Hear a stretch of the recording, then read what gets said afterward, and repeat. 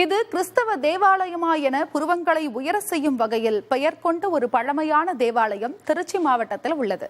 அந்த தேவாலயம் பற்றி தற்பொழுது பார்க்கலாம்.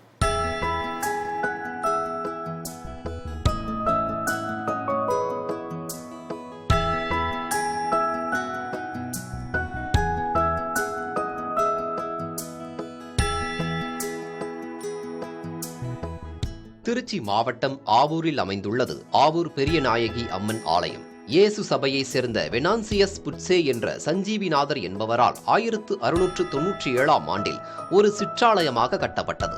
இந்த தேவாலயம் 1716ஆம் ஆண்டிலும் பின்னர் 1747ஆம் ஆண்டிலும் படையெடுப்புகளின் போது தரைமட்டமாக்கப்பட்டது. 1747ஆம் ஆண்டிலேயே புதிய தேவாலயத்திற்கு அடிக்கல் நாட்டப்பட்டது.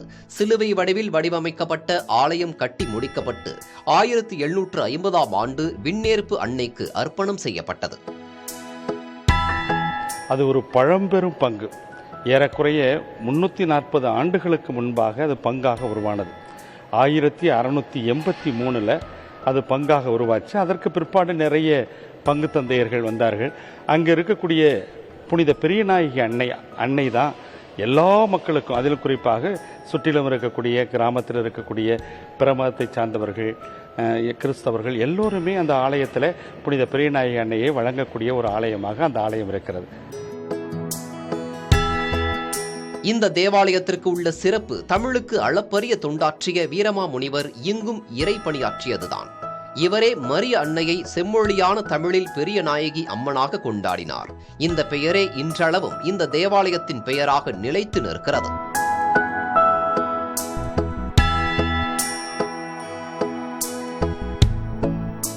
இங்குள்ள மரிய அன்னையை நெற்றியில் பொட்டுடன் சேலை உடுத்தி இருப்பதை காண முடியும்.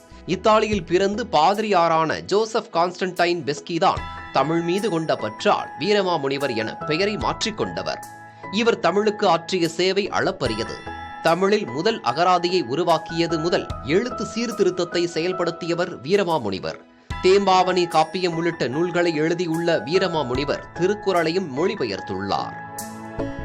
திருக்குறளை மொழிபெயர்த்திருக்கிறார். அறத்துப்பால் பொருட்பால் என்கிற 2 பகுதியை அவர் லத்தீன்ல மொழிபெயர்த்த பிறகு அதை படித்து பார்த்துவிட்டு தான் டால்ஸ்டாய் காந்திக்கு கடிதம் எழுதுகிற போது இவ்வளவு நல்ல சிந்தனைகள் எங்க இருக்கின்றன என்று கேட்டபோது, உங்கள் ஊர்ல தமிழ்னு ஒரு மொழி இருக்கிறது, அந்த மொழியில திருவள்ளுவர் என்கிற ஒரு இருக்கிறார், அவர் தான் எழுதியிருக்கிறார், அதை வீரமாமுனிவர் என்பவர் மொழிபெயர்த்திருக்காருன்னு டால்ஸ்டாய் சொன்ன பிறகுதான் இந்தியராக இருந்த காந்தியடிகளுக்கே திருக்குறளை தெரியும்.